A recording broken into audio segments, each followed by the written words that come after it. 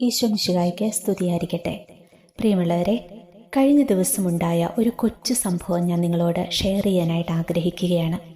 Easter കഴിഞ്ഞ് പിറ്റേ ദിവസം ഒരമ്മച്ചി എന്നെ ഫോൺ വിളിച്ചു. എൻ്റെ സുഹൃത്തിൻ്റെ അമ്മയാണ്. എന്നിട്ട് ആ അമ്മ പറയുകയാണ്, മോളെ, ഇന്നലെ എൻ്റെ വീട്ടിൽ ഒരു അത്ഭുതം നടന്നു. ഞാൻ ചോദിച്ചു, എന്താ അമ്മച്ചി അത്? അപ്പോൾ ഈ അമ്മ പറയുകയാ, അമ്മയുടെ വിവാഹം കഴിഞ്ഞിട്ട് 45 വർഷങ്ങളായി.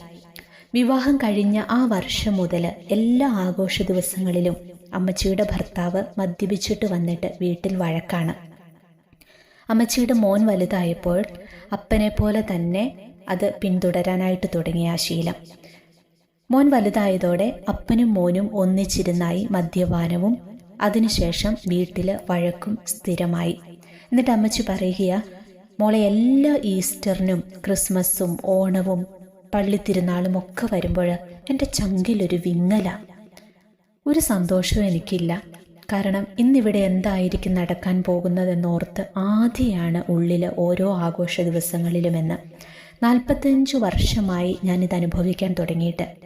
എന്നാൽ ഇന്നലെ ദൈവം എൻ്റെ മേൽ കണ്ണു തുറന്നു മോളെ എന്ന് പറഞ്ഞ അമ്മച്ചി ആ ഈസ്റ്റർ ദിനത്തിലുണ്ടായ സംഭവം എന്നോട് പറയാൻ തുടങ്ങി.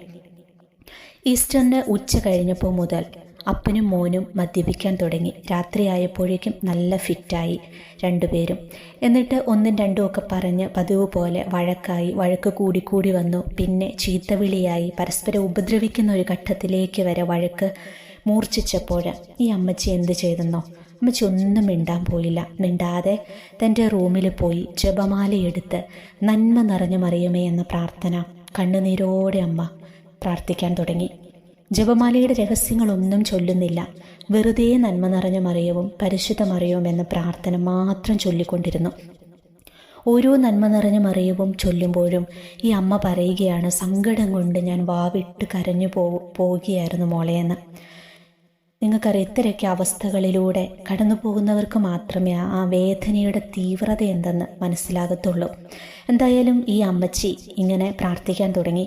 ഇത്തിരി നേരം കഴിഞ്ഞപ്പോൾ അമ്മച്ചി പറയുകയാണ്, ഭയങ്കര ഒരു ശാന്തത, വഴക്കിൻ്റെ ഒച്ചയൊന്നും കേൾക്കുന്നില്ല. അപ്പം ഇതെന്തു പറ്റി? വഴക്ക് മൂത്ത് രണ്ടുപേരും എന്തെങ്കിലും ചെയ്തോ, അല്ലെങ്കിൽ വീട്ടിൽ നിന്ന് ഇറങ്ങിപ്പോയോ എന്നൊക്കെ ഓർത്ത് അമ്മച്ചി വേഗം എഴുന്നേറ്റ് ഹാളിലേക്ക് ചെന്നു.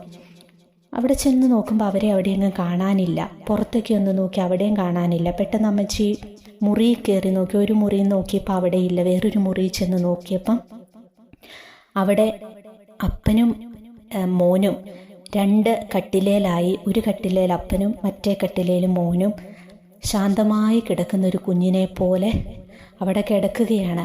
എന്നിട്ട് ഈ അമ്മച്ചി പറയും, മോളെ, എനിക്കത് കണ്ടപ്പോൾ വിശ്വസിക്കാനായിട്ട് പറ്റിയില്ല. രണ്ടുപേരും വളരെ ശാന്തരായിട്ട് കിടക്കുന്നു. കഴിഞ്ഞ 45 വർഷത്തിനിടയിൽ ഇത് ആദ്യത്തെ സംഭവമാണ് ഇങ്ങനെയെന്നാണ് അമ്മച്ചി പറയുന്നത്.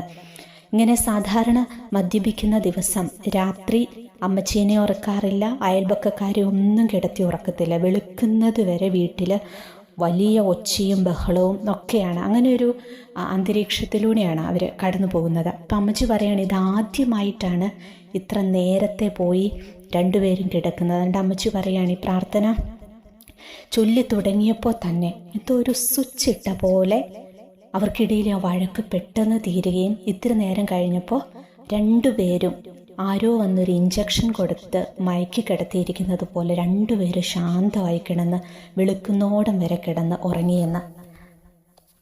ഈ അമ്മച്ചി പറയുക, 65 വർഷമായി അമ്മച്ചി ഇത് അമ്മച്ചിക്ക് ഇപ്പോൾ 65 വയസ്സായേ.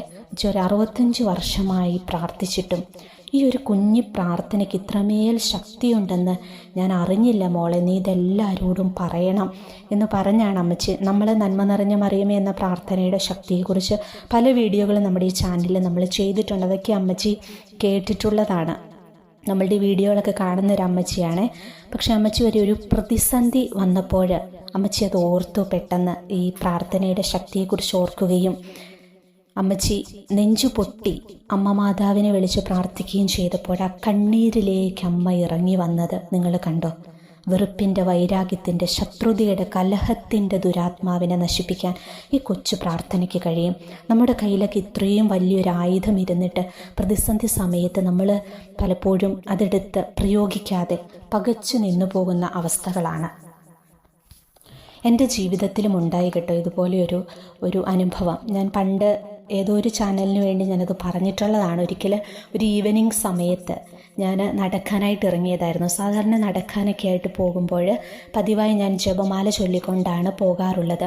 അപ്പോൾ പോകുന്ന വഴിയിൽ വെച്ച് പെട്ടെന്നൊരു വീടിൻ്റെ മുന്നിലെത്തിയപ്പോൾ ഒരു പട്ടി കുരച്ചുകൊണ്ട് എൻ്റെ നേരെ ചാടി വീണു. അപ്പോൾ പണ്ട് മുതലേ എനിക്ക് പട്ടിയെ ഭയങ്കര പേടിയാണ്. പട്ടിയെ കണ്ടു കഴിഞ്ഞാൽ എന്നെ കിലിലാന്ന് വിറയ്ക്കാൻ തുടങ്ങും. അങ്ങനെ ഭയമാണ് പട്ടിയെ കണ്ടാൽ. അപ്പം ഞാനിത് കുരച്ചുകൊണ്ട് മുന്നിലോട്ട് ചാടി വന്നപ്പോൾ ഞാൻ ഒന്ന് ഭയപ്പെട്ടെങ്കിലും പെട്ടെന്ന് എൻ്റെ കയ്യിൽ ജപമാല ഇരിപ്പുണ്ടായിരുന്നു. എൻ്റെ കയ്യിലിരുന്ന ജപമാല ഞാനിങ്ങനെ ഉയർത്തിപ്പിടിച്ചിട്ട് എൻ്റെ മാതാവേ എന്ന് ഞാൻ ഉറക്കെ വിളിച്ചത് മാത്രമേ എനിക്കറിയാം.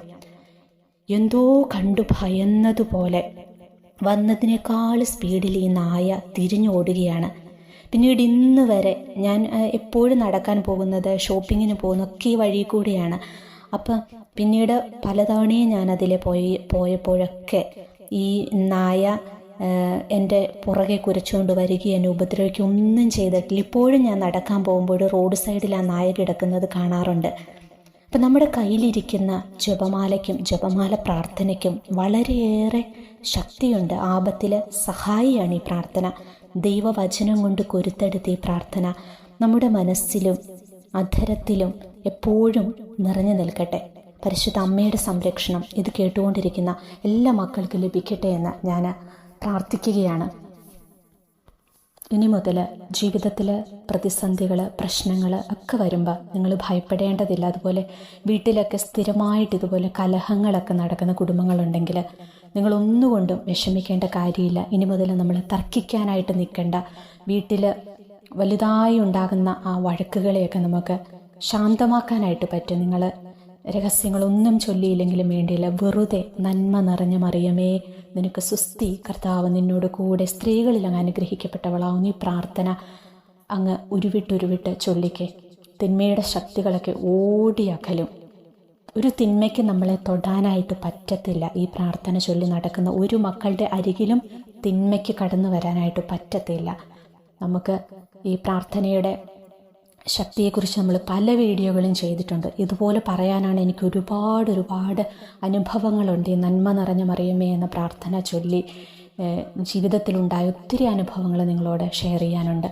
അപ്പം ഇത് നിങ്ങൾ മനസ്സിൽ സൂക്ഷിക്കുക. പ്രതിസന്ധികൾ, പ്രശ്നങ്ങളൊക്കെ വരുമ്പം നമ്മുടെ കയ്യിലിരിക്കുന്ന ജപമാല എന്ന ഈ ആയുധം നമുക്കെടുത്ത് പ്രയോഗിക്കാനായിട്ട് പറ്റണം. ഈശോ അനുഗ്രഹിക്കട്ടെ.